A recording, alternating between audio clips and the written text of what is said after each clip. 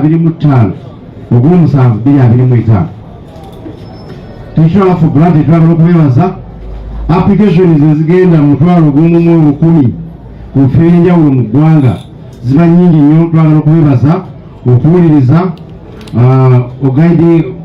okuwuliriza okusaba kw'ekibiina kyammwe ku birango byetwateekayo empapula z'amawulire. Mwebale nnyo ddala ndowooza kisa erikoti etatera kusangikasangika mu bibira by'obufuzi. Twagala mwenna mwenna okubebaza abateekayo okusaba kwammwe. Mwebale nnyo, mwebalire ddala. Guno twabategeeza ddala nga 23 zikoonye, twabategeeza nti abannaye tujja kuba twongera empaka nga 25 naye olw'ensonga eziteebereka, naye nga ekisingo ensonga ziringa 3 zisinga okuba enkulu. Esooka n'essaawa tubadde tujjaawo essimu ng'evuga, oli adduka aleeta mpapula.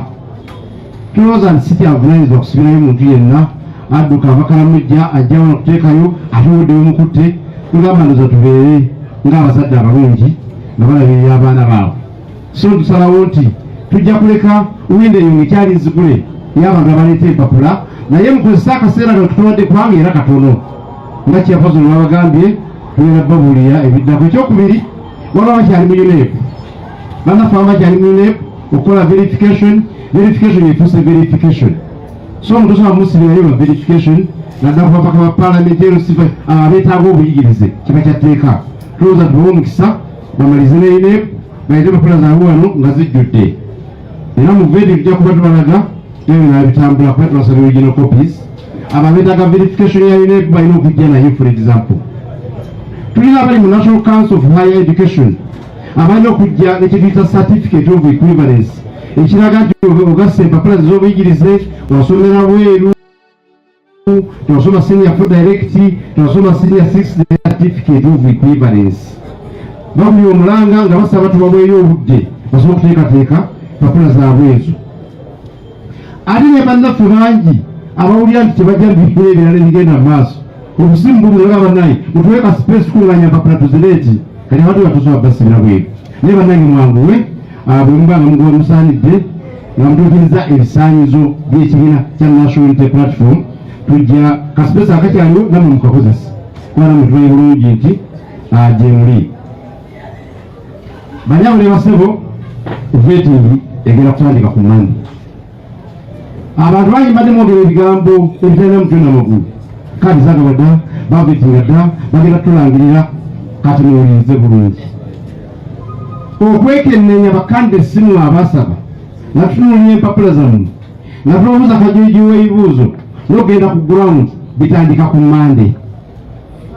Tutandika Mande nga tutandika ne Kampala Capital State Authority.